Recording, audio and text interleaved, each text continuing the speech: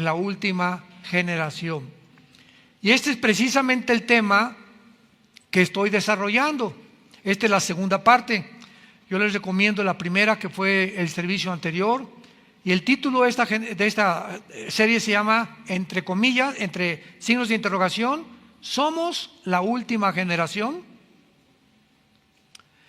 Realmente hay evidencias tanto bíblicas como históricas, como teológicas, geográficas, podríamos decir cantidad de cosas académicamente hablando, de que el mundo se encuentra realmente a la orilla de un precipicio y que somos nosotros esa generación que Jesucristo mencionó, que vamos a mencionar a continuación, que vamos a vivir estos tiempos que estamos viviendo y que vamos a ser testigos de lo que ya comenzamos a ver a nuestro alrededor.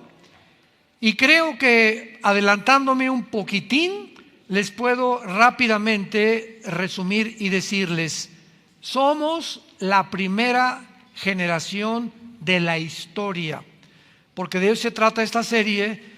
Vimos acontecimientos en la primera conferencia histórica, lo que ha pasado en los últimos 3 años con todo lo que pasó de la pandemia, etcétera, etcétera.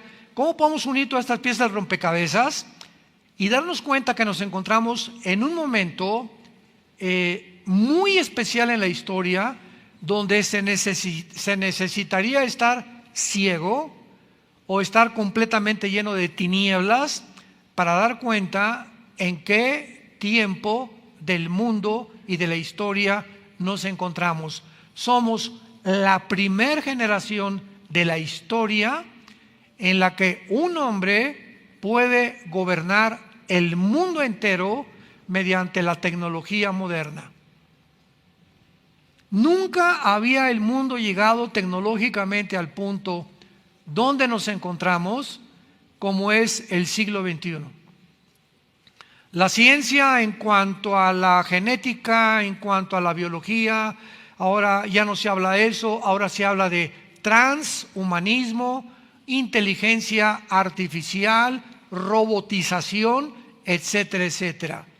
Hemos entrado en un mundo tecnológico donde esta tecnología ha endiosado a los multimillonarios, a una élite muy especial que se encuentra en el mundo detrás de los medios de comunicación, detrás de lo que está pasando, detrás de los planes para la humanidad en el futuro.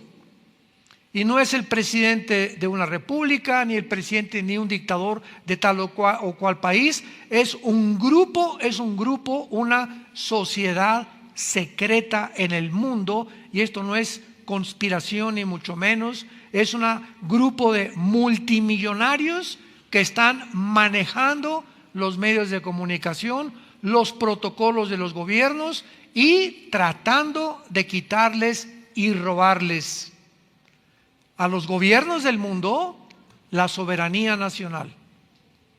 Es un mundo muy complicado y desgraciadamente, ya no pensemos en el mundo a nuestro alrededor, los mismos cristianos jamás se habían encontrado tan confundidos de no saber qué es verdad y qué no es verdad. ¿Qué es engaño? ¿Cómo está funcionando el engaño a nuestro alrededor?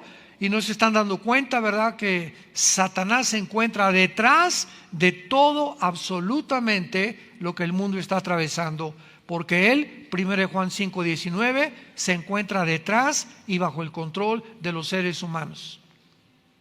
Cuando recibimos nosotros a Jesucristo como nuestro Salvador, inmediatamente se hizo la luz.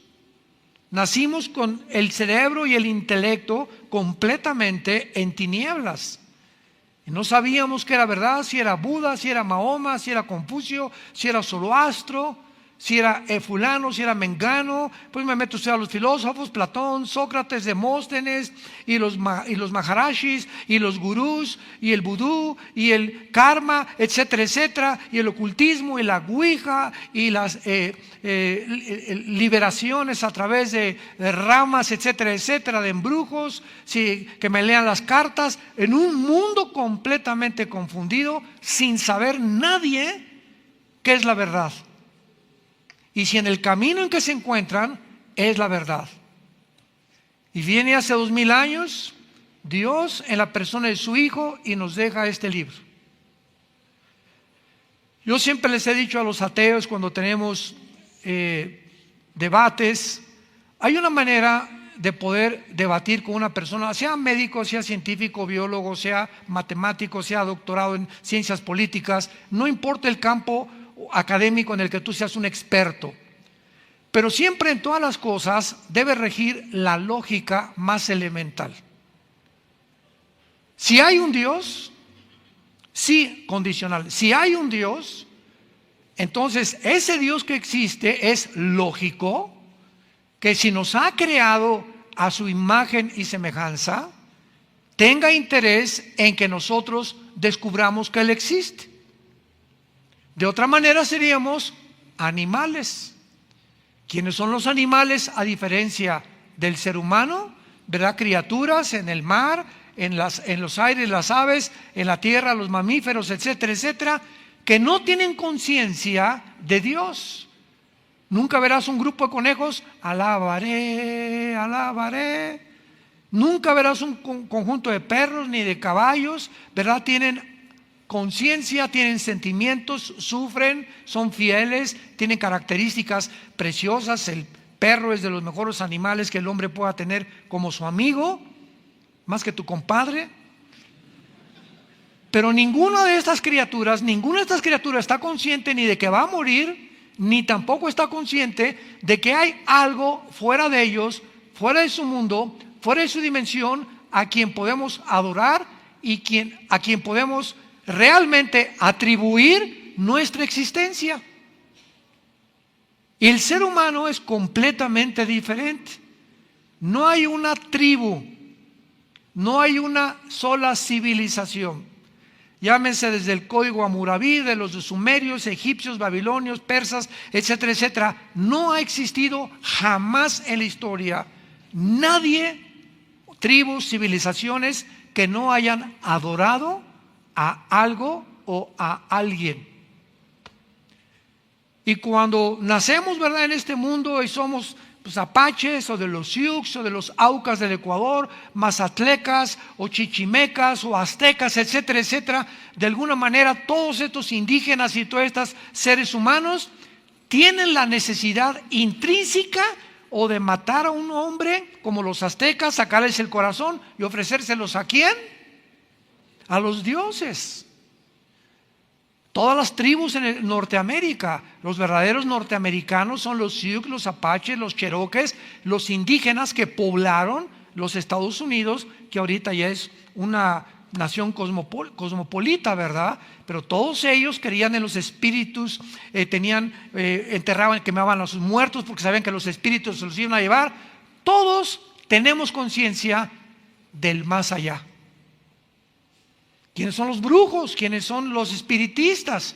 Se juntan de las manos en las casas, vamos a invocar al espíritu de Cuauhtémoc. ¿Cómo saben que hay algo que trasciende nuestra naturaleza y que podemos tener comunicación a través de la ouija, a través de la lectura de las cartas tarot, a través del café, de la bola de cristal, o comunicándonos con algún espíritu de mi abuelita o de Cuauhtémoc, y vamos a juntarnos a invocarlo para que nos pueda contestar ciertas preguntas que tenemos con el más allá?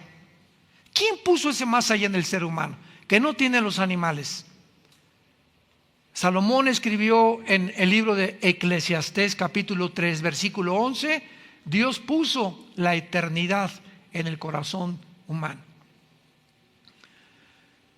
Y esta eternidad que todos tenemos dentro de nosotros, cuando vino Jesucristo hace 2000 años, esta eternidad, este deseo de tener contacto con alguien o con algo, y si no sé quién es Dios, pues los seres humanos van a la selva, a un campo, agarran el tronco de un árbol y lo cortan, y de esa madera hacen una figura de un ser humano, y ya después que la hicieron, nos hincamos delante de lo que nosotros hemos creado.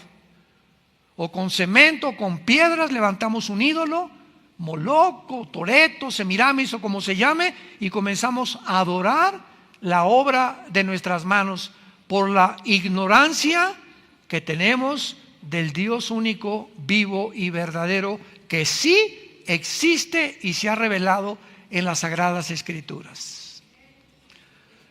Este libro es el primer libro en haber sido impreso en la imprenta de Gutenberg.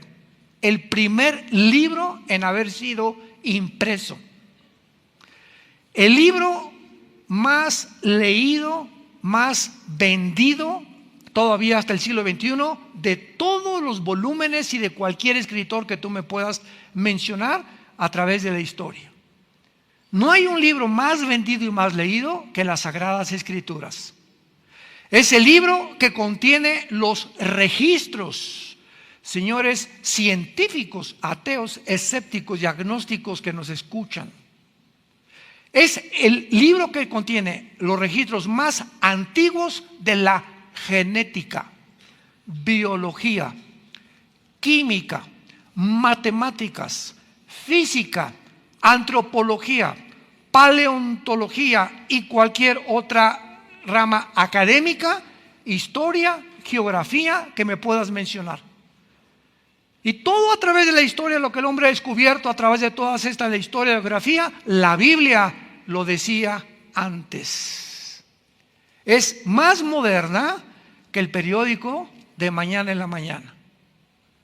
Pero al mismo tiempo es el libro más atacado, más controvertido y más despreciado y vulgarizado de todos los volúmenes o libros religiosos que me puedas mencionar.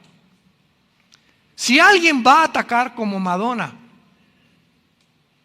como AC, como los Rolling Stones, como Michael Jackson y como cantidad de artistas famosos, grupos satanistas, etcétera, etcétera, nunca atacan el Corán.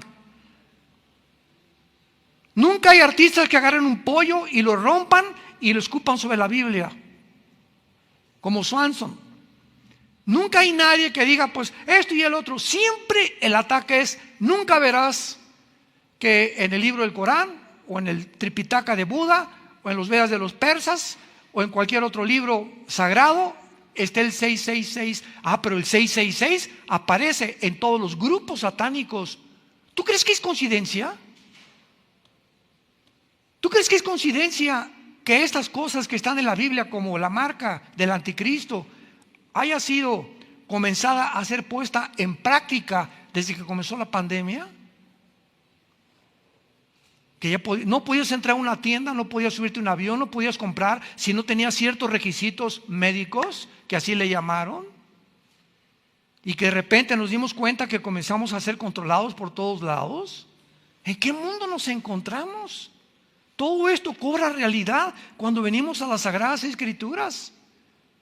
Comenzaron también los grandes filósofos utópicos del siglo XXI. Ya el comunismo cayó en 1991 y ahora sí es una época, una nueva era le llamaron, de progreso. Tenemos la tecnología, estamos en el espacio, el internet, el iPhone, la cibernética. Ahora va a ser muy difícil que haya una guerra entre nación y nación, porque el ser humano ha llegado a una ecuanimidad y ha llegado a un criterio tan amplio que sería una locura que una persona le mandara una bomba nuclear a otra nación, sabiendo que la otra nación le puede contestar, y solamente dos locos podrían enfrentarse a una guerra nuclear porque ellos mismos se destruirían. No, el hombre no está tan loco como eso. Es imposible que lleguemos a esta posibilidad. Además, ahora que el comunismo desapareció, pues ahora va a haber más capitalismo, va a haber mercado libre, el mundo va a tener un auge económico y hemos llegado a una nueva era completamente diferente. Llegamos al siglo XXI, Se levanta un hombre en Rusia llamado Vladimir Putin, comienza a invadir. Los musulmanes atacan las dos torres gemelas, 19 radicales musulmanes, produciendo el primer acto terrorista más grande después de la Segunda Guerra Mundial. Estados Unidos comienza a despertar. Ahora sí, ¿verdad? Como decimos aquí en México, ajijolí, cuánto apache. Ahora sí que estamos rodeados, nunca nos dimos cuenta, pero estamos en el país más poderoso. Se metieron en aviones a Nueva York, a nuestro terreno, a donde estamos nosotros creyendo que somos los amos del mundo. Pues humillaron a los Estados Unidos, este grupo terrorista. Después viene Putin y se mete otra vez a otras áreas en Rusia. La OTAN comienza a expandirse hacia el nororiente de Europa. Putin hace poco invade Ucrania y el mundo comienza otra vez a realizar la verdad de que el ser humano es mentira que ha progresado, que nos encontramos con toda la tecnología, con toda la ciencia y con todo aquello que creíamos que había de desaparecer al borde de una guerra nuclear.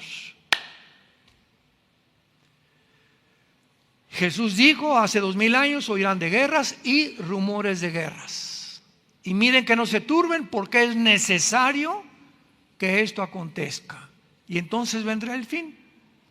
Y esta serie que estoy compartiendo con ustedes tiene ese propósito: analizar eventos tanto científicos, cibernéticos, históricos, teológicos, bíblicos, para poder juntar todo este rompecabezas y poder realmente decir en qué nos podemos basar, tanto con lo que está pasando en el mundo a la luz de la Biblia, para poder decir realmente somos la primera generación que podemos destruirnos en 5 minutos con el potencial nuclear que existe. Somos la primera generación donde gracias a la tecnología es evidente y claro y seguro que una sola marca, como ya lo vimos en la pandemia, marcar al ser humano ya es posible a través de la biometría, y una persona puede ya controlar el mundo. Ahorita, por ejemplo, venimos mi esposo y yo de Dallas, entramos ahí en Dallas al aeropuerto, y al pasar para abordar el avión ya no te piden el pasaporte. Una cámara, te paras frente a la cámara y aparece tu foto, pásele. Le digo: ¿cuándo me retrataron? Esa foto, le dije a mi esposo, nunca me la han tomado. Y yo le dije de broma a la señorita, ¿verdad? Por favor, asegúrese que mañana me publican, en el primer periódico, que me subí al avión.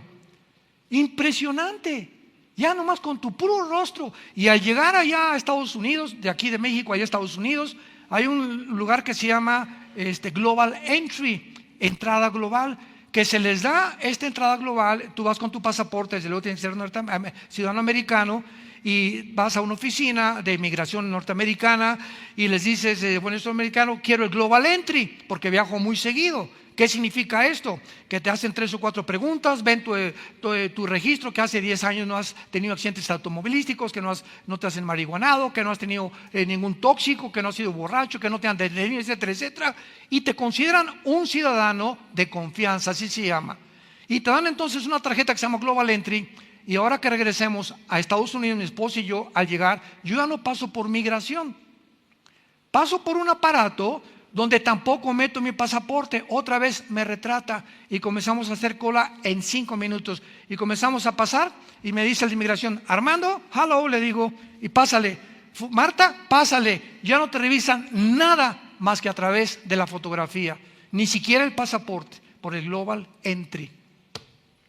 Este es el mundo que estamos viviendo. En China hay cámaras, pero como no se imaginan, en Shanghái y en todas las ciudades, que están retratando millones de caras al mismo tiempo, y tiene las pantallas el gobierno de China donde puede detectar a un delincuente que buscan a tal persona en segundos a través de los métodos computacionales, a través de la cibernética y a través de la biometría. Ese es el mundo que estamos viviendo. Es un mundo que ya puede gobernar un solo hombre, donde pueden ya las naciones entregar su soberanía nacional, y este hombre, que se va a llamar el anticristo, va a gobernar al mundo a través de los chips, ya sea un tatuaje en la mano o un chip que nos meta, que les metan. Yo no voy a estar aquí, yo no sé si tú, o aquí en el entrecejo, y la gente que no tenga ese pasaporte, ese chip, ese tatuaje, no va a poder comprar ni un carro, ni entrar a una tienda, ni entrar a la comercial mexicana, ni una farmacia, ni vender. No puedes hacer nada si no te identificas con ese chip, que ya está en acción y que ya está funcionando en muchos lugares. En Mateo 24, los que tengan su Biblia, Jesús se enfrenta a unas preguntas que también ya contestamos y las repaso rápidamente, que le hicieron los discípulos. 3 preguntas de carácter escatológico. Escatos en el griego, más allá de, logos, conocimiento. La escatología es la rama de la teología, a los que les interesa apuntarlos, que trata con las cosas futuras. Un escatólogo es un estudiante de la Biblia que se dedica a escudriñar principalmente el área de las profecías bíblicas de los últimos tiempos. Y dentro de la escatología le hacen 3 preguntas a Cristo muy interesantes que Él contesta y otra no la contesta. Y dice el versículo 3, estando sentado Él, o sea Jesús, en el monte de los olivos, los discípulos se le acercaron aparte diciendo: pongamos atención a estas 3 preguntas que le hicieron. Dinos, número 1, ¿cuándo serán estas cosas? La primera pregunta está relacionada con el versículo anterior, que el templo, que era una atracción tremenda en aquellos tiempos que hizo Salomón, lo admiraban, este edificio. ¿Quién puede derrumbar este edificio? Cuando vio Cristo a los discípulos que estaban asombrados más por el edificio que por su persona, les dijo: ven este edificio, les puedo decir que no va a quedar piedra sobre piedra. Esta primera pregunta que le hicieron a Cristo, ¿cuándo sucederán estas cosas?, está relacionada de cuándo pasará que el templo sea destruido. Esta sucedió 70 años después de Cristo, cuando el general Tito de Roma entra a Jerusalén y acaba con Jerusalén. Y no queda piedra sobre piedra. Se cumple al pie de la letra las palabras de Jesús. Pero quedan 2 preguntas más. La segunda pregunta es: ¿qué señal habrá de tu venida? O sea, podemos darnos cuenta cuando tú regreses de alguna manera, porque nos has dicho te vas y vas a regresar. ¿Hay alguna señal para que cuando regreses sepamos nosotros que tú vas a regresar? Cristo le da esta respuesta en el versículo 29 y 30 del mismo capítulo 24 de Mateo. E inmediatamente después de la tribulación de aquellos días, el sol se oscurecerá, la luna no dará su resplandor y las estrellas caerán del cielo y las potencias de los cielos serán conmovidas. Entonces aparecerá la señal del Hijo del Hombre en el cielo. Y entonces lamentarán todas las tribus de la tierra y verán al Hijo del Hombre viniendo sobre las nubes del cielo con gran poder y gloria. Esta segunda pregunta, ¿cuándo será la señal?, se cumplirá al final de la tribulación. Pero antes hay otra pregunta que es la que nos atañe y la que hemos estado investigando y tratando de contestar, y gracias a Dios que ya la podemos contestar, repito, por el análisis que podemos hacer de las señales, de la historia, de los eventos a nuestro alrededor y principalmente de las Sagradas Escrituras. Dice así la última pregunta: ¿y qué señal habrá del fin de la historia? Se puso en el griego siglo, el fin de la historia o el fin de la historia humana o el fin del siglo, como le querramos llamar.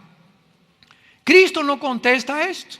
¿Qué señal habrá del fin del siglo? O sea que ya la historia se terminará. Sin embargo, cuando leemos en el versículo 5 que Jesús comienza a decirles, solamente les voy a dar algunos datos importantes. Vendrán muchos en mi nombre diciendo yo soy el Cristo, y a muchos se engañarán. Dice Cristo, una de las señales, una de las muchas que les voy a dar, que pueden ustedes ubicarse y darse cuenta que realmente ya nos acercamos al final de la historia. Se van a levantar cantidad de hombres diciendo que son el Mesías. La palabra Cristo, Yeshua en el hebreo es el Mesías. Vendrán muchos diciendo yo soy el Mesías, o sea, el ungido de Dios, el Salvador del mundo. Y este mensaje lo traen la mayoría de los gobernantes en el mundo actualmente. Muchos gobernantes surgen inmediatamente y todos hacen, sabemos, promesas que ninguno cumple. Pero todos nos prometen qué cosa, que nos van a salvar, que la economía va a mejorar, que va a mejorar tu nivel de vida, bla, bla, bla, bla. Y la gente, ¿verdad?, engañada por la política, votamos por estos gobernantes que en el mundo entero, a través de toda la historia, conquistadores, dictadores, etcétera, etcétera, han engañado a la humanidad. Pero Cristo no se refiere políticamente, se refiere espiritualmente.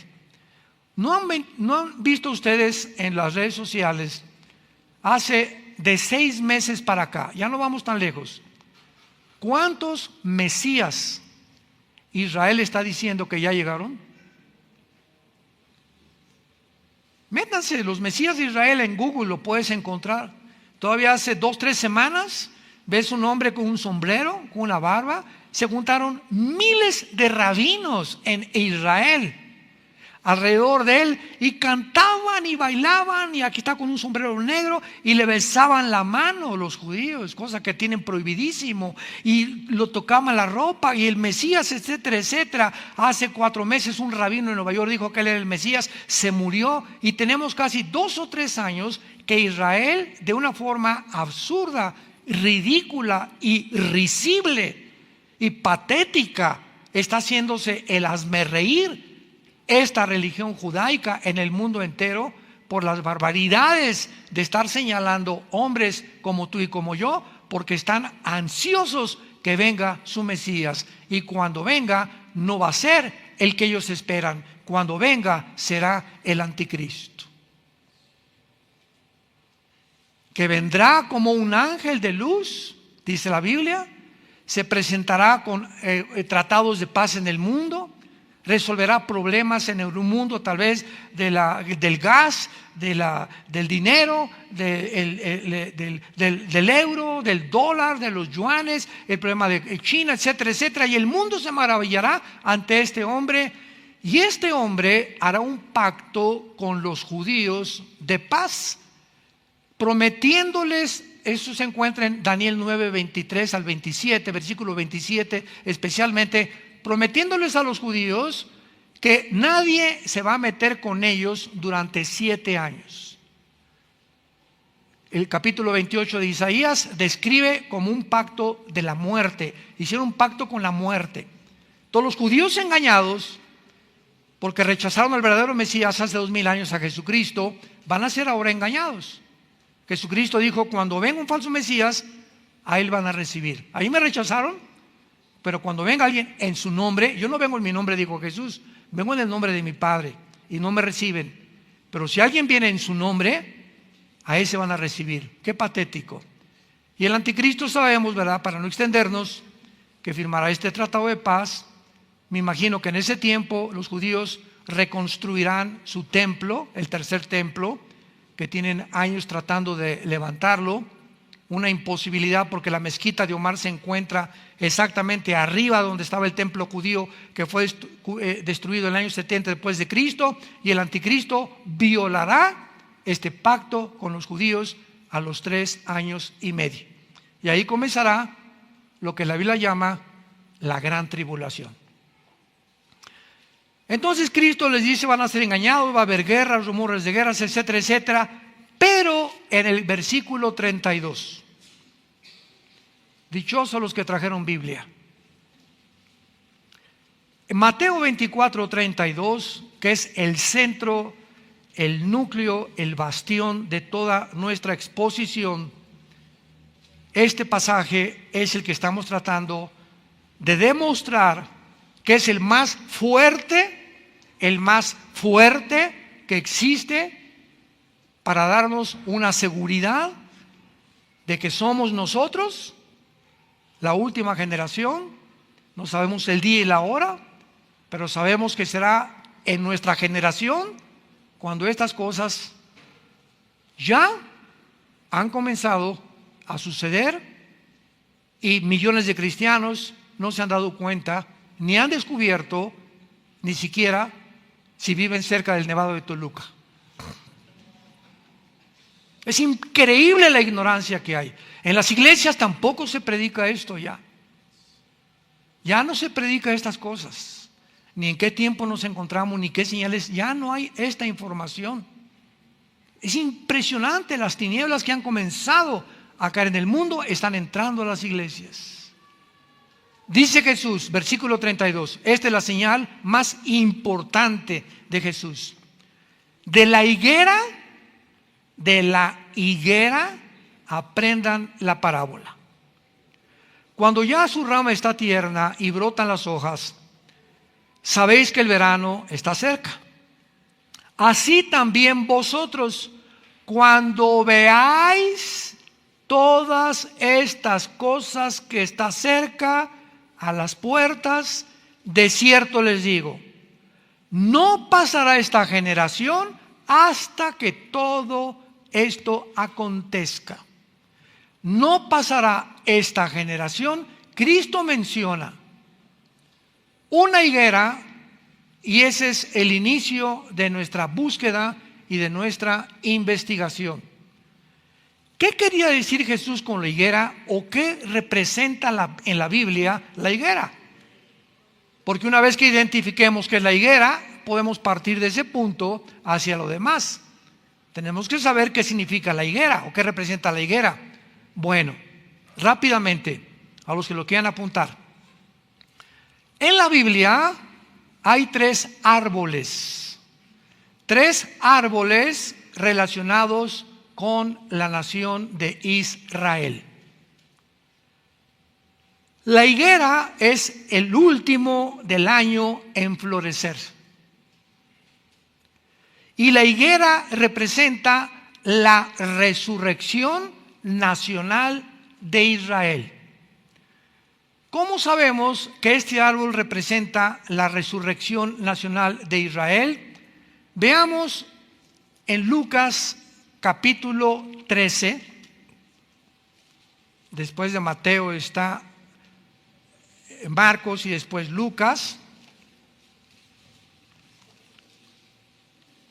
Lucas capítulo 13, versículo del 6 al 9, dijo también esta parábola. Tenía un hombre, ¿una qué? Una higuera plantada en su viña y vino a buscar fruto en ella y no la halló. Y dijo al viñador: he aquí hace 3 años que vengo a buscar fruto en esta higuera y no lo hallo. Córtala, ¿para qué inutiliza también la tierra?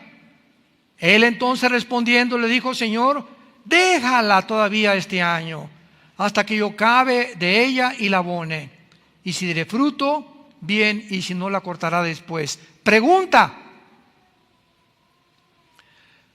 ¿a quién creen ustedes que se refería Cristo con la higuera?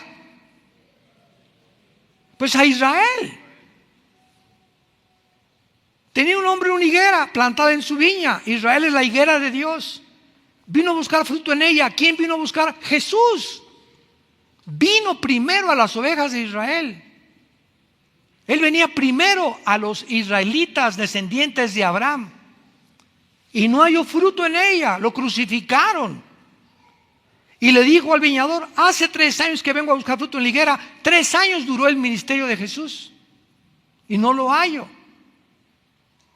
La higuera representa y siempre está relacionada con la vida de la resurrección de Israel. Y entonces, ¿qué le dijo, verdad? Que ya la higuera no va a dar fruto, está completamente podrida. Ahora comparamos esto con Mateo 21. Otro caso, porque repito, primero tenemos siempre en la Biblia que buscar el significado para no inventar, pues yo creo que piensa esto o yo creo que significa esto. No, espérame tantito, la Biblia no es de interpretación privada. La Biblia se interpreta a sí mismo. Dice la Biblia en Lucas capítulo 21, versículo 18. Mateo 21, versículo 18. Por la mañana, esto fue el día anterior que lo crucificaran. Mateo 21, versículo 18. Volviendo a la ciudad tuvo hambre y viendo una higuera cerca del camino, vino a ella y no halló nada sino hojas solamente, y le dijo: nunca jamás nazca de ti fruto. Y luego se secó la higuera. Viendo esto, los discípulos decían maravillados: ¿cómo es que se secó enseguida la higuera? ¿Qué representaba esa higuera el día antes que lo crucificaran? ¿A quién fue a quien maldijo Jesucristo? A Israel.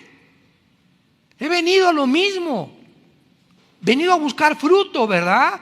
Una higuera seca, representando cómo es posible que no estés dando fruto. Y maldice Cristo la higuera, y vemos que Israel muere, se seca Israel como nación después de la crucifixión, y hasta 1948, 14 de mayo de 1948, ante los ojos expectantes historiadores, antropólogos del mundo, geólogos, etcétera, etcétera, vemos ante el mundo la resurrección de una nación después de casi 2000 años de haber sido exiliada, dispersada en todas las naciones del mundo, sin ninguna posibilidad de que este grupo de judíos dispersados en todas las naciones del mundo pudieran mantener durante casi 2000 años la esperanza de regresar a Israel. Y gracias al genocidio de Adolfo Hitler y de los nazis, que la Liga de las Naciones, en aquel tiempo no era la ONU, era la Liga de las Naciones, al ver que 6 millones de judíos habían sido masacrados, que habían sido masacrados imbéciles, idiotas, tarados, retrasados mentales, gente incapacitada, porque los nazis odiaban a una persona con defectos físicos. Cualquier persona con defectos, la orden era matarlos, exterminar al mundo. Era el sueño de Hitler, y que sobreviviera solo una raza, la raza aria, los blancos, güeros y de ojos azules. Ese era el sueño de Hitler, porque él quería que esa raza era la que iba a controlar el mundo algún día, los arios. El mundo se espanta y ve 6 millones, todo, mataron gitanos, mataron homosexuales. Bueno, fue una cosa espantosa lo que los nazis hicieron. Se juntan las naciones y votan para que Israel, después de casi 2000 años, les den permiso a través de la declaración de Balfour, un hombre en Inglaterra, y de Teodoro Herzl, un judío del siglo XIX que comenzó a soñar que era el tiempo de regresar a Israel. Le permite las Naciones Unidas regresar a Israel, y dice Isaías 66: ¿podrá una nación resurgir en un día? Y nunca ninguna nación jamás en la historia ha podido conformarse nacionalmente en un día más que la nación de Israel. Cuando Jesús, en nuestro pasaje de Mateo 24:32, regresamos, y una vez que ubicamos que la higuera es Israel, bueno, rápidamente les digo los otros dos árboles. El otro árbol en la Biblia es el olivo. El olivo representa las bendiciones de Israel desde los patriarcas, que los encontramos en Romanos capítulo 11. Se describe a Israel como el olivo natural, ¿se acuerdan? Y a nosotros la iglesia como el olivo silvestre, que fuimos injertados, y las bendiciones de Abraham que recibía Israel al rechazar a Cristo, ahora nos pertenecen. Somos beneficiarios por tener a Cristo, la semilla prometida a la mujer de las bendiciones de Abraham. No somos Israel, porque Israel es el olivo natural y nosotros el olivo silvestre. Pero el olivo representa, repito, las bendiciones espirituales a Israel. Y el tercer libro de la Biblia es la vid.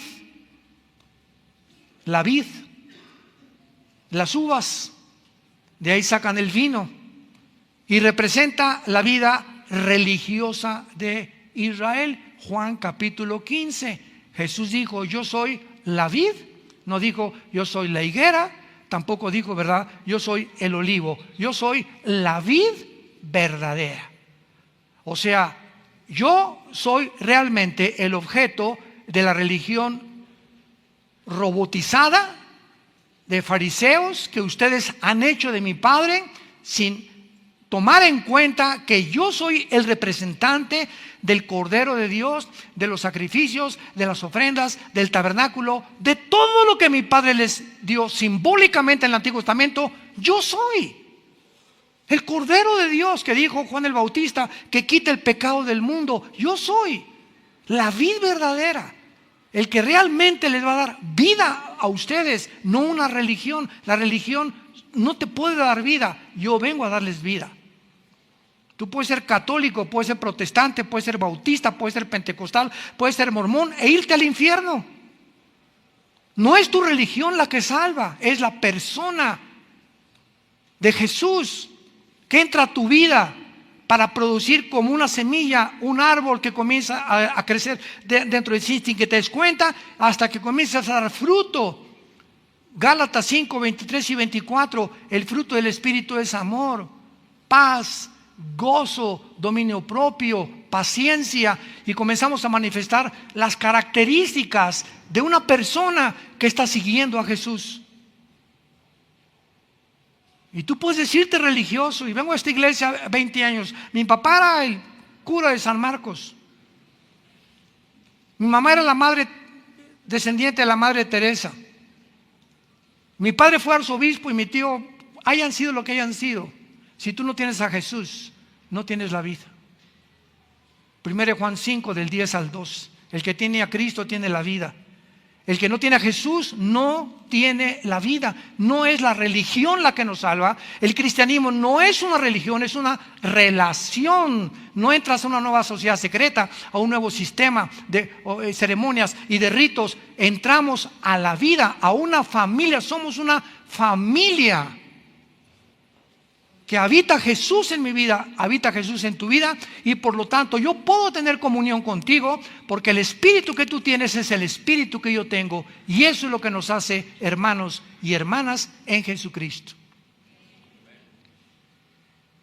Y actualmente hay un movimiento que se llama el movimiento ecuménico en el mundo, que es el movimiento de unir a todas las religiones.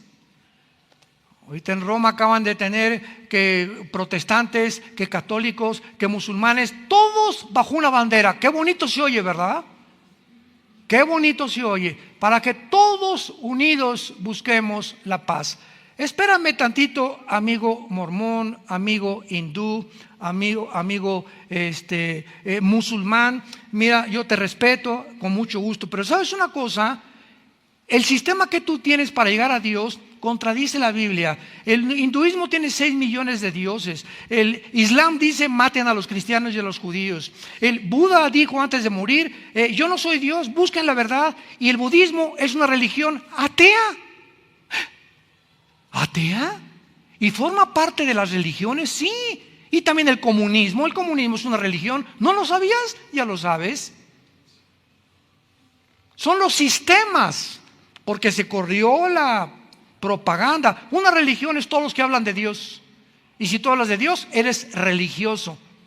Yo recuerdo en los 90 cuando comencé a visitar la Facultad de Filosofía y Letras en la Universidad Autónoma de México, el Politécnico Nacional, preparatorias, recorrí cantidad de universidades en la República Mexicana y siempre en aquel momento descubrí la forma de entrar a las universidades, porque me decían, oiga, me recomendaban los estudiantes que eran cristianos, oiga, vénganos a una cátedra aquí de la Biblia o de Cristo en la Facultad de Derecho, en la Facultad de Filosofía. Y les decía, no puedo porque no me van a dejar entrar, porque el gobierno dice que la educación es laica.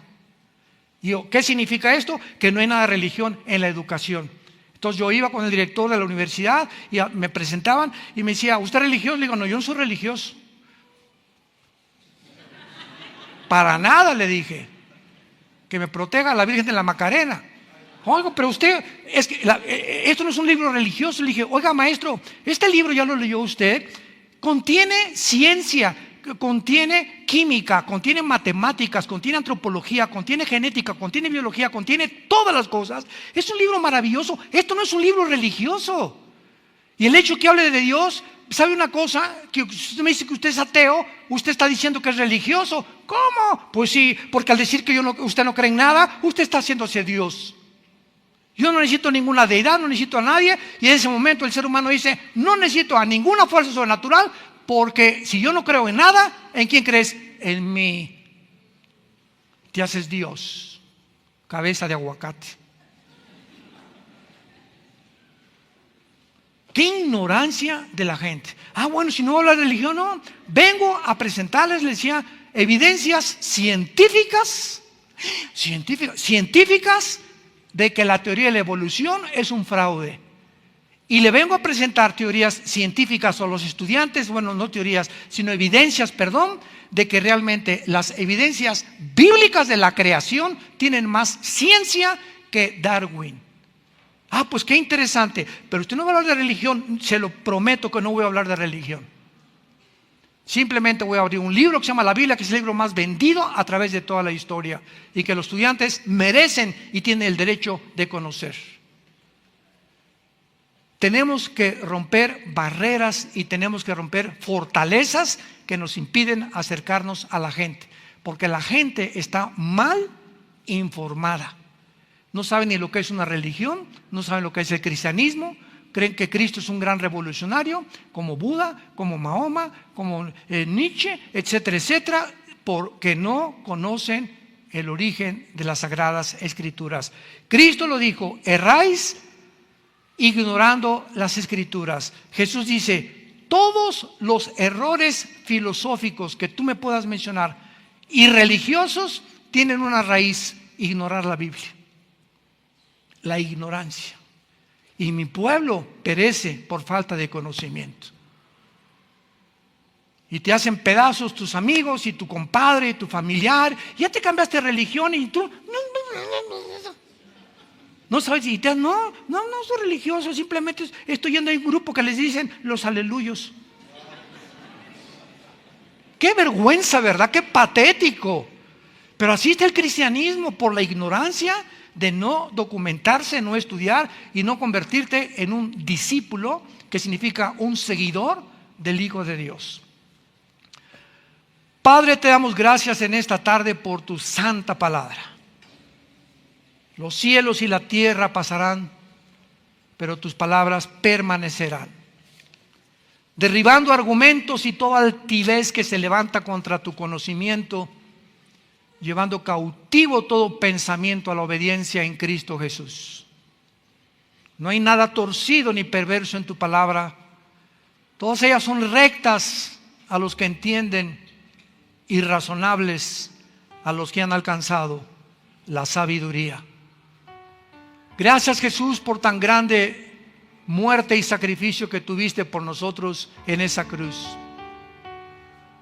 avergonzando y humillando la intelectualidad y el supuesto conocimiento humano, que en el siglo que nos encontramos, el ser humano, principalmente dentro del medio científico, ya se creen dioses, soñando, ideando que pueden mejorar al ser humano, convertir a un Superman, convertir al ser humano en algo mucho mejor que lo que existe a través de la tecnología y la manipulación genética. Y el ser humano lo ha creído, que entre nosotros hay seres humanos, caídos como todos nacimos, alejados de la gloria de Dios. Atrevernos a creer que tenemos la medicina, las respuestas que van mucho más allá de nuestra capacidad para responderlas, creyéndonos dioses. El ser humano ha terminado la historia porque creyó la primer mentira que la serpiente le dijo a Eva: serán como dioses. La humanidad lo ha creído, la tecnología lo ha envanecido y profesando ser sabios, se han convertido en necios. Gracias, Dios, por tan grande, maravillosa salvación que nos has regalado. Por tu misericordia, tu amor, nos has cuidado este año, nos has bendecido a nuestros hijos, nuestros nietos. Tenemos para comer, tenemos una cama, un colchón donde poder dormir, tenemos una casa de 4 paredes donde poder cuidarnos de la nieve, del agua, del frío. Tenemos salud, te tenemos a ti, y teniéndote a ti tenemos todo. Porque aunque no tuviéramos nada, si tenemos a ti, lo tenemos todo. Miserables los seres humanos que tienen todo y no tienen a Dios, porque no son más que criaturas desventuradas, desnudas, tristes delante de aquel que te dice en esta tarde: ven a la cruz. No tienes nada si tienes todo y no me tienes a mí. Ven a la cruz. Ve el amor que manifesté en la cruz por ti. Te amo, dice Dios, te amo. Morí en tu lugar para que tengas vida y vida en abundancia. Vengo a perdonar tus pecados, a sanar las heridas de tu alma, que a través de las circunstancias que has atravesado te han lastimado y te han marcado. Yo las vengo a sanar, a borrar tus malos recuerdos, a sacar una conciencia culpable que te atormenta en tu vida de tus pecados, y a decirte que el que cree en mí volverá a vivir. Simplemente cree que Él en la cruz pagó por tus pecados, que resucitó de los muertos y que viene pronto por nosotros. En el nombre de Jesús, amén. ¿Qué haríamos sin este libro, ¿Qué haríamos sin este libro? ¿Qué haríamos sin este libro? Los cielos y la tierra pasarán. El universo, el sol pierde millones de toneladas más a cada segundo. Nuestro deterioro celular nos indica que vamos todos al mismo lugar, a la tumba. Todos tenemos algún día que terminar nuestra vida, pero todo aquel que ha creído en el Hijo de Dios tiene la vida eterna.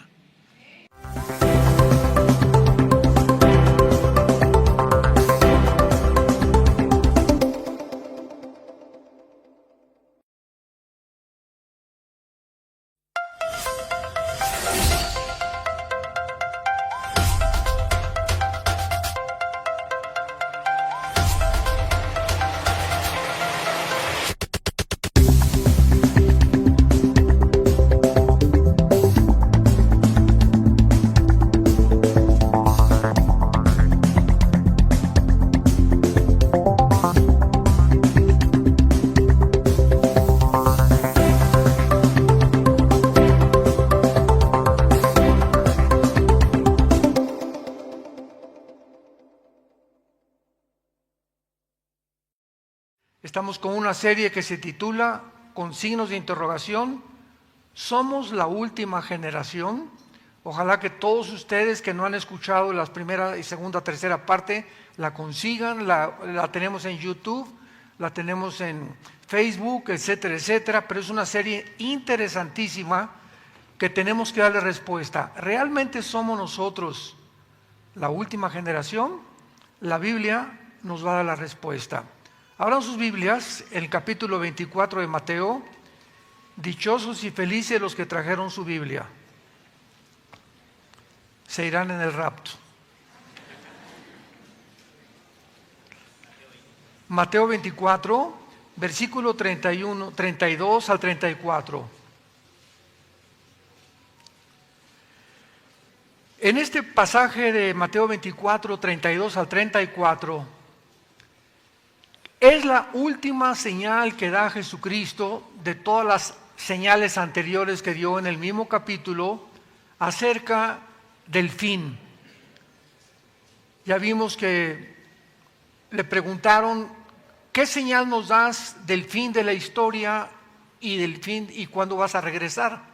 Y Cristo contesta en los primeros versículos de este capítulo que habría guerras y rumores de guerras, pestes, hambres, terremotos, pero que sería el principio de los dolores.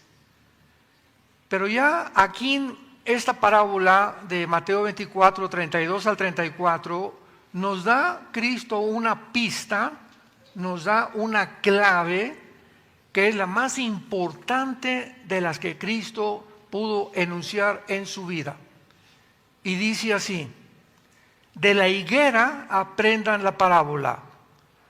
Cuando ya su rama está tierna y brotan las hojas, saben que el verano está cerca. Así también ustedes, cuando vean todas estas cosas, conozcan que está cerca a las puertas. De cierto os digo que no pasará esta generación hasta que todo esto acontezca. Cristo está revelándonos aquí una profecía que es imposible que esta generación se pudiera cumplir en la época de ellos, porque sabemos nosotros que en los primeros 3 siglos de la era cristiana, pues desaparecieron completamente los apóstoles, Tertuliano, Irineo y todos los primeros padres de la iglesia. Entonces no podía ser esa generación a la que Cristo pudiera referirse. Pero la clave de todo esto es la palabra higuera. Entonces tenemos, para poder resolver este código secreto que está escondido y descodificarlo, tenemos que ver claramente qué simboliza la higuera en la Biblia. Porque Cristo nos está poniendo la atención en un árbol. Aprendan de la higuera, y esta es la forma en la que ustedes van a saber en qué generación se encuentran. Muy bien. En la Biblia hay 3 árboles principales que simbolizan diferentes cosas. Tenemos en primer lugar la higuera, que es la última del año en florecer. Aquí nosotros en Toluca, en la casa de ustedes, tenemos una higuera. Y ayer en la tarde que me recorrí hacia atrás el patio de la casa, está completamente seca. Pero no, ni higos ni nada. Nunca la había visto así, o tal vez nunca me había interesado pensando en lo que tenía que exponer en esta mañana. Pero completamente seca. Y va a reverdecer con los higos ya en junio y julio. Es el último árbol en florecer. Muy bien, la higuera, como el último año en florecer, representa la resurrección nacional de Israel, en 1948. Vamos ahorita a demostrar por qué es la higuera Israel.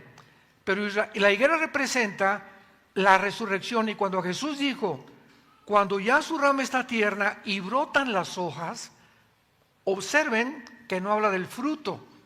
Está mencionando simplemente las hojas de un árbol que cuando comiencen a brotar, pongamos atención. Israel fue expulsado de su tierra en el año 70 después de Cristo, cuando el general romano Tito vino y arrasó completamente con Jerusalén y no dejó piedra sobre piedra. Desde el año 70 después de Cristo hasta el 14 de mayo de 1948, nunca Israel había regresado a su tierra. Fueron exiliados a todas las naciones del mundo. Pero vemos nosotros de qué forma la Primera Guerra y la Segunda Guerra Mundial propiciaron de alguna forma que se cumpliera esta profecía. Entonces, cuando Israel regresa de casi 2000 años de exilio, podemos abrir los ojos y darnos cuenta que es el fenómeno más histórico, el único caso que se ha presentado en toda la historia humana, que una nación se constituya en un estado libre y soberano en un solo día. El 14 de mayo de 1948, la Liga de Naciones, todavía no era la ONU, le conceden a los judíos que regresen a su tierra. David Ben-Gurión es nombrado el primer ministro de Israel, y a las 5 de la mañana del 14 de mayo, el mundo de los árabes lanza el primer ataque porque no aceptaron que ellos regresaran a esa tierra. Entonces es muy importante mantener esto. La higuera representa la resurrección nacional. Israel comienza a florecer otra vez, y aquellos que decían que ya Dios había terminado con Israel, nos hace Dios voltear la vista y darnos cuenta que Dios no se ha olvidado de Israel. ¿Por qué digo esto? Porque hay una teoría que se llama la teología del reemplazo, que enseñan en muchos lados que ya Israel no tiene nada que ver y que la iglesia ocupó el lugar de Israel.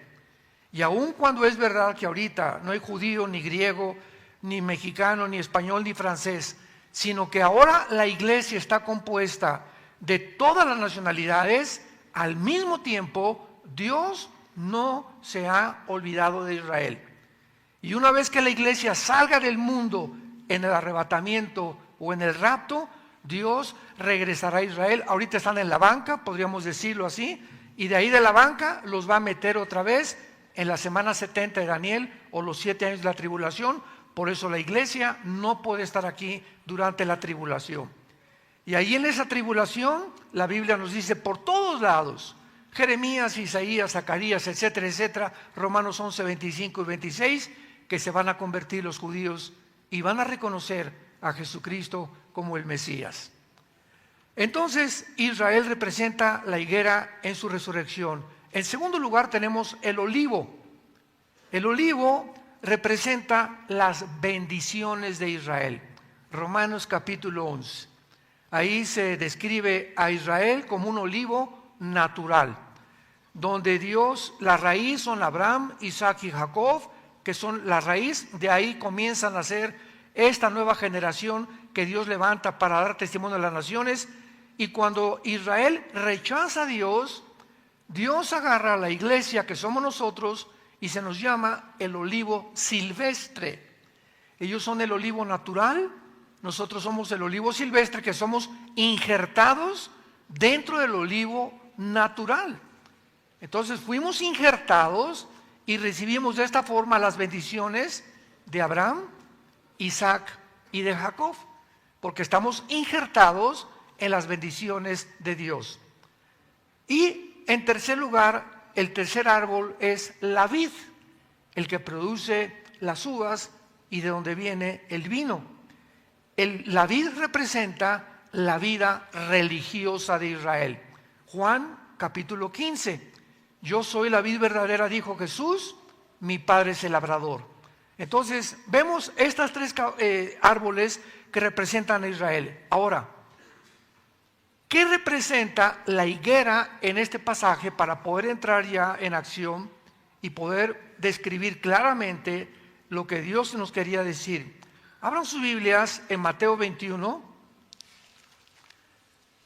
páginas atrás, y vamos a demostrar, es importante esto, tenemos que demostrar que la higuera es Israel, en el caso, en el preciso y específico en el cual el Espíritu Santo sitúa esta parábola. Dice Mateo 21, versículo 18 al 20. Por la mañana, ese es el día anterior de la muerte de Cristo. Por la mañana, volviendo a la ciudad, tuvo hambre. Y viendo ¿qué cosa? Una higuera cerca del camino, vino a ella y no halló nada, sino hojas, qué importante, hojas, nada más, solamente. Y le dijo: nunca jamás nazca de ti fruto. Y luego se secó la higuera. Viendo esto, los discípulos decían maravillados: ¿cómo es que se secó enseguida la higuera? O sea, ¿qué quería Cristo el día anterior de su muerte, caminando con los discípulos y ver la higuera, maldecir una higuera? ¿Qué estaba representando la higuera? Israel, porque no maldijo la vid, ni maldijo tampoco, ¿verdad?, los otros árboles, maldijo la higuera, representando de que él estaba ya diciéndole a Israel: van a quedar ustedes desechados, van a quedar ustedes hechos a un lado, porque ustedes no me recibieron como el Mesías. Cuando Cristo vino al mundo, lo dijo claramente: vengo a las ovejas perdidas de Israel. Y no fue hasta que comenzó la iglesia que se comenzó a predicar el evangelio a los que no eran cristianos.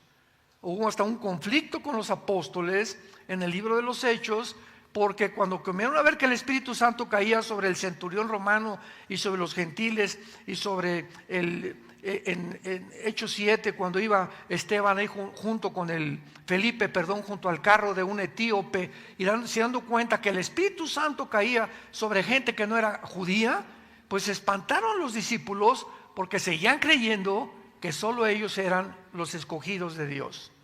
Entonces es muy claro entonces que en este pasaje la higuera es Israel. Veamos otro que nos saca ya de dudas. Lucas capítulo 13. Versículo del 6 al 9. Lucas 13, del 6 al 9. Dijo también esta parábola: tenía un hombre una higuera plantada en su viña, y vino a buscar fruto en ella y no lo halló. Y dijo al viñador: he aquí hace 3 años que vengo a buscar fruto en esta higuera y no la hallo. Córtala. ¿Para qué inutiliza también la tierra? Entonces él respondió, le dijo: Señor, déjala todavía este año hasta que yo cabe alrededor de ella y la abone. ¿A quién creen ustedes que se refería Cristo con esto? A Israel otra vez. Tenía un hombre una higuera plantada en su viña y vino a buscar fruto de ella. Jesús vino al mundo a buscar fruto, ¿en quién? En Israel. Y dice la Biblia, y dijo: pero no halló fruto en ella. No halló fruto, o sea, los judíos lo rechazaron a Jesús. Y le dijo al viñador: hace 3 años. ¿Cuánto duró el ministerio de Cristo? 3 años. Él estaba hablando claramente que él era el que había venido a buscar fruto y que la higuera era Israel. Una vez que sabemos nosotros que la higuera es Israel, regresamos a Mateo 24, 32 al 34, y vamos ahora a aprender la parábola. De Israel, aprendan la parábola. Cuando ya su rama está tierna y brotan las hojas, recordemos que fue maldecido la higuera, y hasta 1948 Israel comenzó no a dar fruto, brotaron las hojas apenas, porque el fruto lo van a dar hasta el tiempo de la tribulación. Cuando Israel regresó en el 48, no se convirtieron. Los judíos siguen rechazando a Jesús como el Mesías. Aunque hay miles de judíos, se calcula que casi son 150,000 judíos actualmente en el mundo que han recibido a Cristo como el Mesías. Pero ahora no sé cuántos de ustedes nos van a acompañar. Vamos a Israel del 7 de junio al 17 de junio. Este año vamos a ir a Israel y vamos a darnos cuenta, cuando entremos al Muro de los Lamentos, que los judíos ortodoxos que traen sombrero negro, caireles, todos negro, son aquellos que niegan, ¿verdad? O sea, el judaísmo niega, se enoja y blasfema y maldice al Mesías, a Jesucristo, porque todavía no se convierten.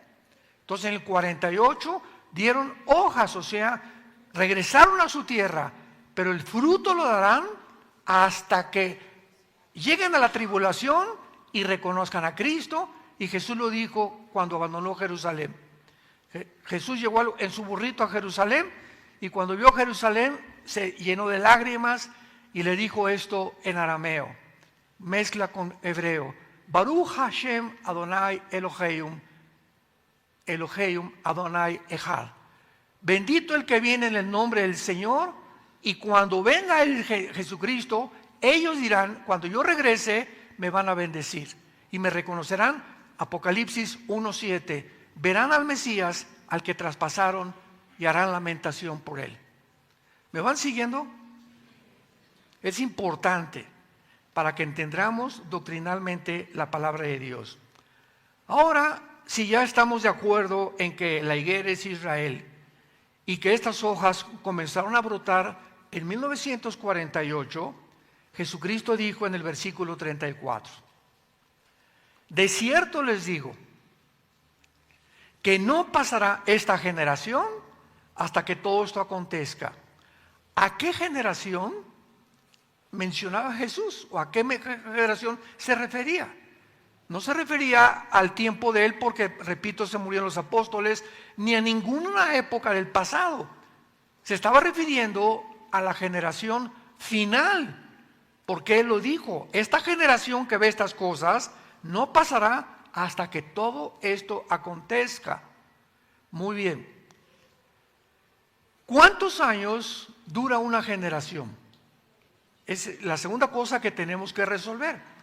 Bueno, por ejemplo, en Génesis 15, cuando se le profetizó a Abraham que iban a ser expulsados a Egipto, dijo que en 100 años no pasarían 100 años sin que iba a regresar. Y fueron 400 años, 4 generaciones de 100 años en aquel tiempo que iban a regresar.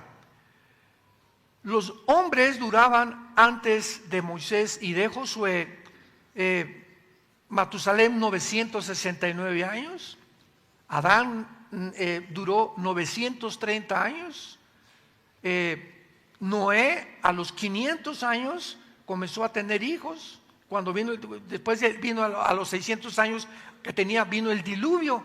Entonces toda esta generación de toda esta gente era así, porque había como una capa en el mundo, ¿verdad?, que impedía que realmente los rayos del sol entraran directamente al mundo. No había casi tormentas, pero después del diluvio, la situación cambió. Moisés murió de 120 años. Y el último en alcanzar más de 100 años fue Josué, el sucesor de Moisés, con 140 años. Y ya de Josué a nuestros días, Moisés escribe el Salmo 90. Si lo quieren ver en el Salmo 90. Y en este Salmo, que es de Moisés, escribe él que ahora las generaciones serían de 70 y más de 80 años en los que no toman Coca-Cola. Es el peor veneno que puede un ser humano tomar, ¿verdad? Entonces, 80 años, una generación. Muchas gracias. 80 años. Ahora, muy bien. Si nosotros sumamos de 1948, 80 años, ¿a qué año llegamos? Al 2028. ¿En qué año estamos?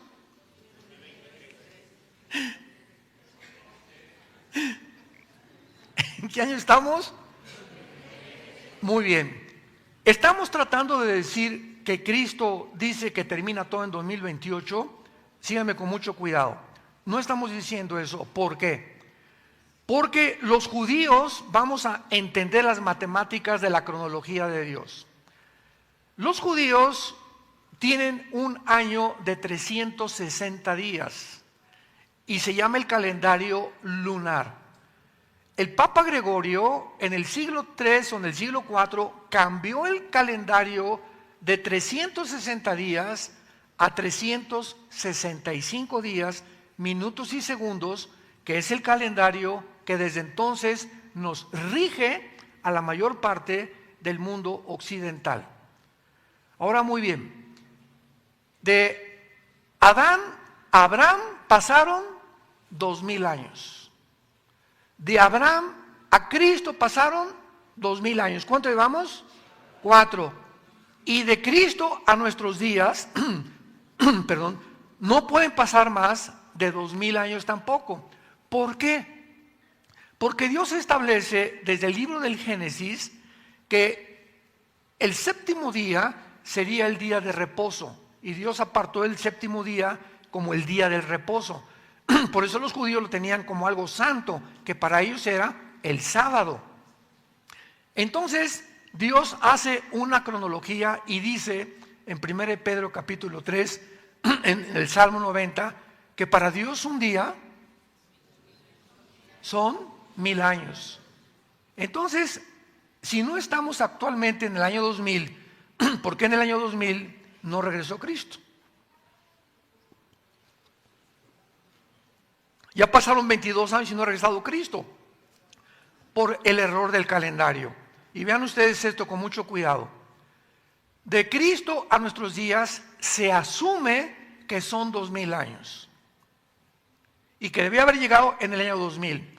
El error que se cometió aquí fue meter los 33 años de Cristo dentro de la época de la iglesia, porque Cristo muere bajo la ley. Entonces hay que quitarle al 2022, ¿cuántos años? 33 años, y nos da 1989, que es bíblicamente o cronológicamente el año realmente en el cual nos encontramos, más o menos 1989-1990. Entonces, de acuerdo a estos cálculos, faltarían 11 años para que el final de la humanidad terminara. Pero si termina en el 2000, estamos en el 1989, le quitamos 7 años de la tribulación, nos quedarían 5 o 6 años. ¿Me van siguiendo? Porque la tribulación ya no la pasamos nosotros. ¿Por qué el Foro Económico Mundial? No son cristianos, que es la organización que está dirigiendo al mundo actualmente. Su presidente se llama Klaus Schwab, un alemán. Él tiene un consejero que dijo que Jesucristo no es el Mesías, que Cristo no nació, que Dios no existe. Dice 1 Juan, el que niega al Hijo tiene el espíritu del anticristo. Este hombre que tiene de consejero Klaus Schwab se llama Noah Harari. Búsquenlo en el internet, con H, Harari. Es un muchacho judío también, menor de 50 años de edad, con una inteligencia diabólica desde luego, pero que nadie se podía imaginar para que Klaus Schwab lo haya nombrado su consejero personal. Y este muchacho está manejando la inteligencia artificial, el transhumanismo, la robotización y la destrucción de la familia. Porque para que, de acuerdo al Foro Económico Mundial y de acuerdo a la agenda global que se está manejando en el mundo con una élite de multibillonarios, ya no son los gobernantes de las naciones los que están manejando el mundo. Ahora los protocolos vienen de un grupo de multimillonarios que ustedes saben sus nombres, que dictan los protocolos a los gobernantes de las naciones para que de alguna manera u otra el ataque sea principalmente destruir los valores judeo-cristianos de ética y de moral. De ahí entendemos el movimiento tan grande y cómo se ha fomentado el movimiento LGTB, el aborto, los matrimonios gays, la adopción de niños para los matrimonios gays y el transgénero. Entonces vemos que aquí hay algo tremendo que ataca el núcleo de la familia, que es la base de cualquier sociedad. Síganme con mucho cuidado. ¿Por qué este afán de poder pervertir el sexo, confundir la identidad de género que Dios nos dio? Porque hasta Disney ahora, tú vas a un parque Disney a Orlando, Florida o a California, y al entrar al parque a los niños les dicen no digas él o ella. Y si una niña te quiere decir que no es ella y que es él, si tú le dices lo contrario, te sacamos del parque. Es impresionante. Entras a una tienda de Disney que vende ropa y venden ropa transgénero. O sea, esto es algo que ha inundado, lo vamos a ver al final, el mundo de una forma alarmante. O sea, ¿qué está pasando? ¿Cómo es que la maldad ha llegado a tal grado que ahora ya los seres humanos no somos los que Dios nos creó? Y cerramos la Biblia, que dice la genética: papacito, si tienes el cromosoma Y, eres macho camacho. Y si tienes los cromosomas XX, eres mujer. Entonces, si tú naciste con el cromosoma Y y quieres en tu mente decir, no soy yo el sexo que yo tengo, sino quiero ser otro, tu problema no es físico, es mental. Se te aflojaron los tornillos de alguna forma aquí, y hay una opresión demoníaca sobre el mundo entero para robarnos tu identidad y decirte, no eres lo que naciste. ¿Por qué la Academia de Psiquiatría en Estados Unidos declaró que el 65% de los transgéneros que se operan sexualmente se suicidan? ¿Oíste lo que acabo de decir? ¿Qué pasa con un ser humano que me voy a operar y quiero ser otra cosa? Vas a comenzar a caminar en la vida y te das cuenta que no eres eso. Aquí tu propia naturaleza niega, se rebela contra tus pensamientos, porque no eres lo que Dios te creó. Tienes que pagar el precio y tienes que entender que te has rebelado contra el Creador. Has dicho, tú me hiciste mal, yo quise ser otra cosa. Y viene una maldición grandísima de este tipo. Porque ahora, ¿verdad? Ya papá, dos papás con hijos, dos mamás con hijos. El matrimonio que es un papá, una mamá con los hijos. Esa es una familia desde hace 6,000 años, por el amor de Dios. 6,000 años. Esa es la familia. ¿Es coincidencia que hayamos llegado a este punto en la historia donde estas cosas que son el fundamento de la sociedad, que es el matrimonio y la familia, haya un plan maligno, satánico, para poder destruirlo y acabar con la familia? Sí, y la pregunta es, ¿cuál es el propósito y el objetivo de este plan satánico de hacerlo? Síganme con mucho cuidado. Durante muchos años, siglos, la lealtad de todo hombre es mi esposa y mis hijos. Yo lucho por mis hijos y lucho por mi esposa, es mi familia. ¿Para qué trabajo? Para mi familia. ¿Para qué vivo? Para darle una buena educación a mis hijos y darles un buen ejemplo a mis hijos. Esa es la familia normal. Muy bien, pero cuando ya se hace a un lado la familia y ahora viene esta perversión donde ya no hay ni siquiera matrimonios, ¿a quién es la lealtad? Al gobierno. Al gobierno. Y ahora tu lealtad es al gobierno, porque la Iglesia Católica les prohibió a los curas casarse. Virgen de los Santos.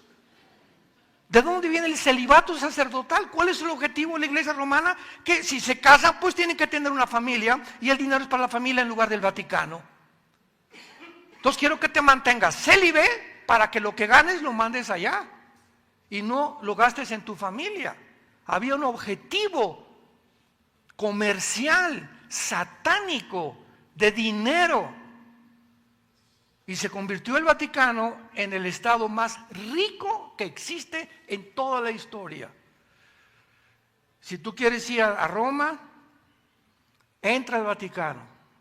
Nunca habrás visto en tu vida palacios más lujosos que el Vaticano, con pisos de mármoles, joyas, espadas.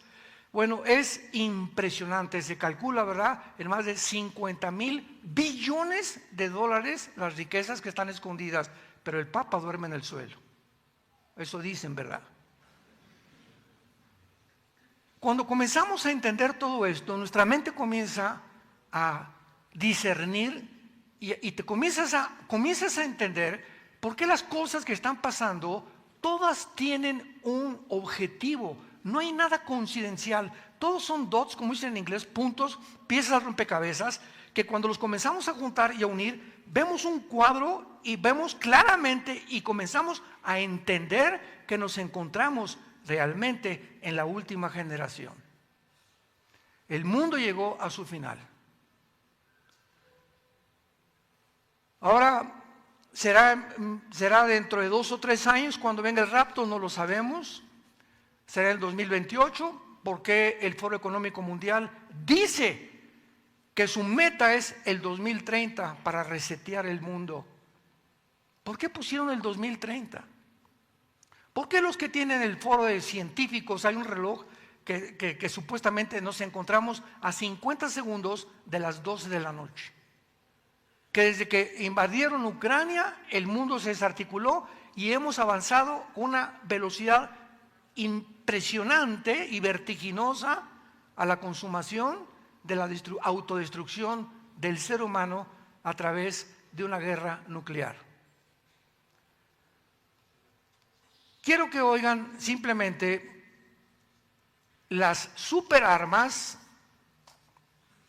que acaba de adquirir Rusia. Cuando Rusia invade Ucrania, nadie dice pío. No podemos atacarlo con armas porque habría una guerra nuclear. Y Ucrania no pertenece a la OTAN, a la Organización de las Naciones del Atlántico del Norte, que es el ejército de Europa, la OTAN. Acuérdate, la OTAN, cuando digo la OTAN, es el ejército de Europa. Y las naciones de Europa que están bajo el paraguas de la OTAN, esas naciones, si alguien las toca, si alguien toca a España, o a Bulgaria, o a Polonia, o a Alemania, todas las naciones de la OTAN tienen la obligación, se llama el Código 15, de entrar a ayudarla con armamento. Pero Ucrania no está en la OTAN. Entonces llega Putin, invade Ucrania y la OTAN se queda, pues no podemos hacer nada porque la Ucrania no pertenece a nuestra organización. Entonces el presidente de Estados Unidos, Joe Biden, dice, pues vamos entonces a tratar de imponer sanciones económicas y bloquear el SWIFT y impedir las transacciones de dinero para que los bancos, nadie le provea a Rusia dinero desde aquí en adelante. Y al hacer esto, sin darse cuenta, hunden a Europa económicamente. Porque resulta que Putin por eso está tan confiado y tan, ¿verdad?, tan seguro de sí mismo. Rusia provee el 65% del gas a Europa. Ah, sí, me bloquean a usted mi dinero, le cierro la llave y muéranse de frío en invierno. Y déjenme decirles que en invierno en Europa es invierno, 15, 20, 30 grados bajo cero. Entonces vemos que esto no funciona y de alguna manera comienza la gente a preguntarse, porque Putin lo anunció, voy a usar armas nucleares, no me sigan provocando, no me sigan atacando, porque voy a usar armas nucleares. Y hace menos de 3 o 4 meses, Putin anuncia, rápidamente las menciono, las 3 superarmas que ninguna nación del mundo tiene. En otras palabras, Rusia tiene más cabezas nucleares que Inglaterra, que la India, que Estados Unidos y que Alemania. Nadie tiene el armamento nuclear que tiene Putin. Vean ustedes, por ejemplo, un misil que acaba de sacar Rusia que se llama el Zircon. Apúntalo con Z, el Zircon, es una palabra rusa.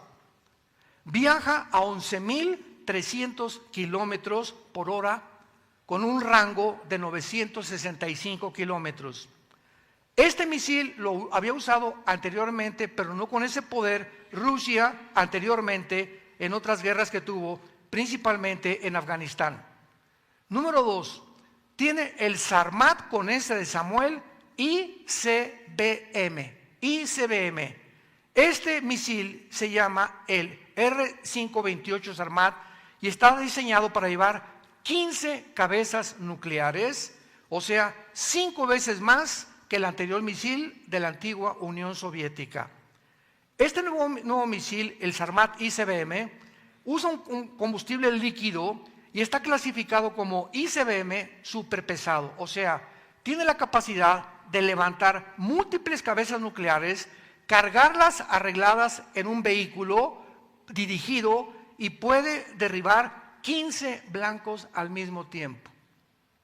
Un solo misil del Sarmat ICBM, uno solo, acabaría con 3 ciudades, Washington, Jersey y Nueva York en Estados Unidos. Uno solo de ellos.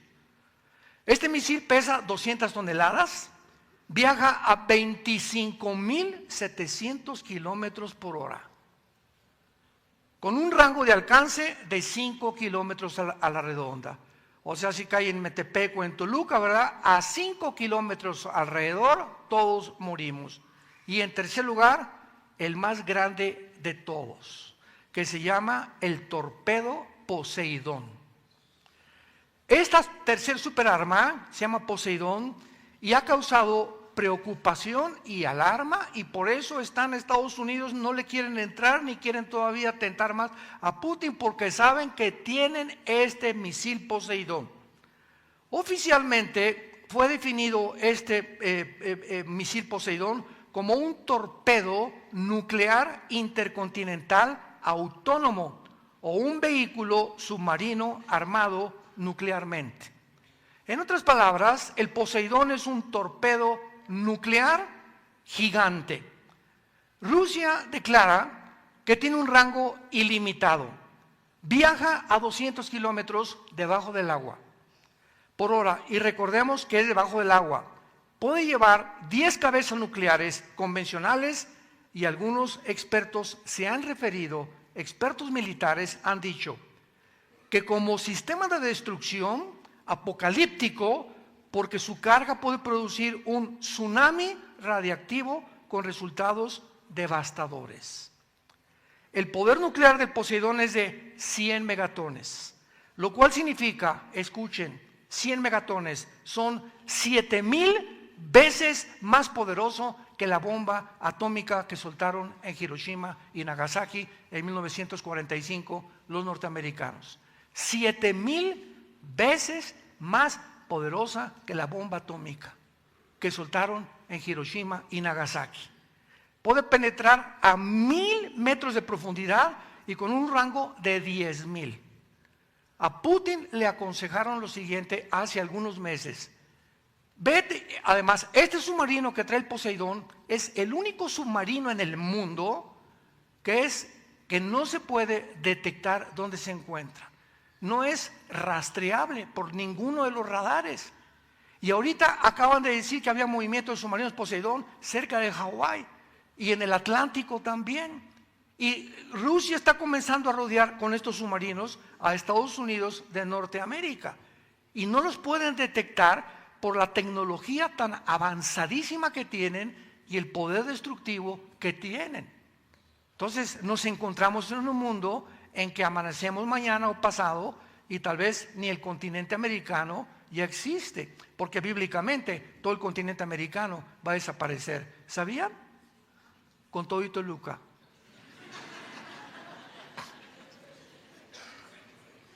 ¿Cómo puedo afirmar eso? Bueno, Apocalipsis 6, versículo 8 y 9, el cuarto sello, desaparece la cuarta parte de la población. Somos 8,000 millones de personas. ¿Cuál es la cuarta parte? Le quitamos 2,000. O sea, 2,000 millones de personas en el cuarto sello del Apocalipsis. ¿Y qué estamos hablando con 2,000 millones de personas? Desde Alaska hasta la Patagonia, al sur de Argentina, todo el continente americano tiene 1,100 millones de personas. Estamos hablando de 2 continentes americanos tendrían que desaparecer. Bueno, no americanos, ¿verdad? O sea, del tamaño del continente americano. que sería parte de África, ¿verdad? Y parte de algunas otras partes de Asia tal vez. Todo lo que estamos viendo se va a usar y bíblicamente nos damos cuenta que el mundo ha llegado al final. Ahora, ¿por qué podemos afirmar también que somos la última generación? Escuchen, todas estas personas son psicópatas. Personas que ya, ¿verdad? No hay razón, no hay lógica elemental en sus decisiones. Hace algunos años, algunos expertos en West Point, en Estados Unidos, militares dijeron, estoy hablando de después de que cayó el comunismo en el 91, dijeron lo siguiente, el mundo el mundo no está tan loco para que alguien suelte una bomba. Porque si Rusia suelta una bomba a Estados Unidos le va a contestar y se autodestruirían. Tendría que estar muy locos, pues ya lo están. Ya lo están. El ser humano ya llegó a ese nivel de psicopatía, donde no les interesa más que destruir y reducir la población. Ahora, ¿qué es lo que ha armado a Putin con tanto valor? Estados Unidos tiene un maletín con una computadora que controla a la marina, a la aviación y a los ejércitos terrestres. Este maletín, donde quiera que va el presidente Biden actualmente, a donde quiera que va, lleva ese maletín un general que va detrás de él. Y se sube al avión y suben con el maletín. Se mete el carro que se llama La Bestia, así se llama el carro donde viaja el presidente, La Bestia, va el maletín, muy bien. En ese maletín hay un botón. Entonces, si alguien le dice al presidente, los radares, los satélites acaban de investigar que salió un misil y que tal vez no sabemos si va a Estados Unidos, el presidente tiene 5 minutos para abrir el maletín, que le saquen el código porque no tienen la memoria para saber cuál es el código de ese maletín, el general lo tiene, y ya le dan el código. Todo esto dura 5 minutos, es lo que han calculado en los entrenamientos y en los ejercicios militares, y entonces aprieta el botón el presidente de Estados Unidos, y cuando aprieta el botón, la marina, la aviación y los ejércitos escuchan esta señal de alerta nuclear. Entonces, en la tierra comienzan a abrir todas las bóvedas donde están los misiles, los aviones comienzan a regresar a sus bases para buscar los bombarderos de B-52 o lo que sea, y la marina igualmente, ¿verdad? Comienza a buscar los submarinos nucleares para entrar en acción. Todo esto tomaría como media hora. El misil Zircon que acaba de diseñar Rusia llega en 20 minutos. Entonces, faltarían 10 minutos para que Estados Unidos respondiera. Esta es la razón por la cual Rusia ha hecho lo que está haciendo y lo va a seguir haciendo bíblicamente.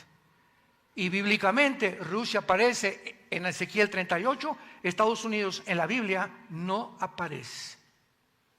Tal vez va a caer económicamente o por un ataque nuclear, como estamos mencionando, o por tanta inmoralidad que el actual presidente, la actual administración ha permitido. Estamos en un mundo donde ya comenzamos a darnos cuenta que levantemos nuestros ojos al cielo. No somos animales, pueblo de Dios. Fuimos creados a la imagen y semejanza de un Dios que te ama, que nos dice nunca te dejaré, nunca te desampararé. Señor, ¿y qué pasa si se acaba el trabajo? ¿Y qué pasa si cae el dólar? ¿Y si cae el petróleo? Dentro de tu corazón tú sabes que ese Dios que mora en tu corazón te está diciendo, estoy contigo. Y el Salmo 37 dice, joven fui y envejecido, y no he visto justo desamparado, ni su descendencia que mendigue el pan. En el Salmo 112, versículo 2, dice la Biblia, la generación de los justos, tus hijos y tus nietos serán benditos, porque me has seguido con todo tu corazón. Has sido íntegro y has sido honrado en la forma como has tratado a tu prójimo. Tú tranza a tu prójimo, tú roba a tu prójimo, o tú cometes fraude contra tu prójimo, no te la acabas. Porque Jesús dijo cuando Pablo perseguía a los cristianos, ¿se acuerdan? Pablo, Saulo, ¿por qué me persigues? Señor, yo estoy persiguiendo a los cristianos. Jesús estaba diciendo, tú toca a uno de mis hermanitos y me tocas a mí. Hay muchas cosas que Dios puede perdonar, pero no puede perdonar que lastimen a su pueblo, que toquen a su pueblo, porque Él es el Dios que hace justicia y ejerce esa justicia desde hace muchos siglos para todos aquellos que le siguen con todo su corazón. Mirad cuán grandes son las bondades y las bendiciones de Dios para todos los que viven y temen en su corazón. ¿Qué quiero decir con todo esto? Si tú has robado, si tú has cometido fraude, si tú tienes una deuda con alguien que no le has pagado hace 1 año, 2 años, etcétera, etcétera, y te estás haciendo mañosamente el tonto, y si tú tienes algo contra tu esposa que la has lastimado y no le has pedido perdón, o contra tu esposo, o contra tus padres, o has matado, o has abortado, o has querido cambiar de sexo, no importa las ideas malignas que hayas hecho o que tengas, en la sangre de Cristo hay perdón. En la sangre de Jesucristo hay perdón para tu vida. Son las buenas noticias que tengo para ti del Evangelio de la gracia de Jesucristo. Dios quiere perdonarte y te acepta así como estás. Un día estuve aquí en la prisión antes de que estuviera aquí Almoloya, en la Ciudad de México. El general Durazo en aquel tiempo, en el 86, me llevó un helicóptero y nos aterrizó ahí. Íbamos 2 pastores conmigo y juntaron a 1,636 presos ahí en la prisión federal, que era de máxima seguridad en aquel tiempo. Y al final llega un muchacho y me dice, llorando, me dice, doctor Alducin, ¿puedo yo realmente tener perdón? Le digo, ¿por qué? Me reservo su nombre y me dice, he matado 26 personas. Vine a México como gatillero de un político de Veracruz a matar a una persona, iba en el periférico, se me atravesó a alguien y con mi 38 lo maté. Y estoy en la cárcel por una persona que maté y no saben que llevo 25 antes. ¿Usted cree que tenga perdón? Y le dije, la sangre de Cristo te perdona de todo pecado. Es que usted no sabe que tengo 6 abortos. Usted no sabe que abandoné a mi marido y que me fui con otro o con otra. Usted no sabe que he matado a 15 personas. He tratado con narcotraficantes. Hemos tratado en el ministerio. Y siempre les decimos, la iglesia es esto, es un hospital. A eso invitamos a la gente que vengan a hacer la paz con Dios. Dios te ofrece por la muerte de su Hijo en la cruz el perdón de tu vida. Dios te ama. Y así como estás de sucio como el carbón son tus pecados, como la blanca lana vendrán a ser. Si tú aceptas a Jesucristo como tu Señor y como tu Salvador en esta tarde, y les pido que inclinen su cabeza y hagan esta oración. Señor mío y Dios mío, dile con todas las fuerzas de tu alma, te pido perdón por mi vida. Tú conoces todo mi pasado y todas las maldades y crímenes y robos que yo he hecho, desobediencias y mi rebelión contra tus mandamientos. Ahora vengo tal como soy, de pecador, a la cruz, donde tu Hijo abrió sus manos y desde esa cruz me dice que Él me puede perdonar. Gracias a que Él, en esa muerte que Él tuvo en la cruz, Él pagó. Él pagó para que yo no pagara, para que comprendiera que de tal manera me amas, que nos has dado a Jesucristo, para que cualquiera que crea en tu Hijo tenga la vida eterna y el perdón de pecados. Creo, Señor Jesús, que a los 3 días resucitaste entre los muertos, y te pido que entres a mi corazón como mi Señor y mi Salvador. Gracias por darme la vida eterna y la promesa que el día que yo muera no iré al infierno. El día que yo muera moriré en paz, porque en ese momento recordaré que tú pagaste en la cruz por todas mis maldades y por todas las cosas que yo había hecho. Ahora te pido finalmente que la corta vida que nos has dado la pueda yo usar para hablar de ti, para darle testimonio a mi familia, a mis hijos, a mis parientes, a mis amistades, que tú vives, que eres real y que nos está esperando después de la muerte el paraíso que tú has preparado cuando fuiste hace 2000 años y regresarás por mí para vivir contigo por toda la eternidad. En el nombre de Jesús. Amén. Gracias a Dios por este maravilloso libro que nos ha dado Dios. Gracias por la Biblia. Gracias, Señor, por este libro precioso. ¿Qué haríamos? ¿Qué haríamos si no apartamos una hora a la semana, que es hoy? La televisión, Netflix, el miércoles, el jueves, los amigos, la cantina, por aquí, por allá, la escuela. Y esta hora que tenemos aquí es un tiempo en el que Dios te concede de reflexión. Estamos en un mundo atarantado que no nos da tiempo de pensar. Tanto pecado, tantas películas tan horribles, tantas conversaciones que oímos, tantas cosas que todos los días en las noticias. Y Dios te trajo en este día para que reflexionaras tal vez por primera vez en tu vida que tú no puedes seguir así. No puedes seguir así. No puedes salir por esa puerta igual que como entraste en esta mañana. Te has arrepentido de tus pecados, le has pedido perdón a Dios y Él te ha dado la salvación. Que Dios te bendiga y que tengan mucha paz.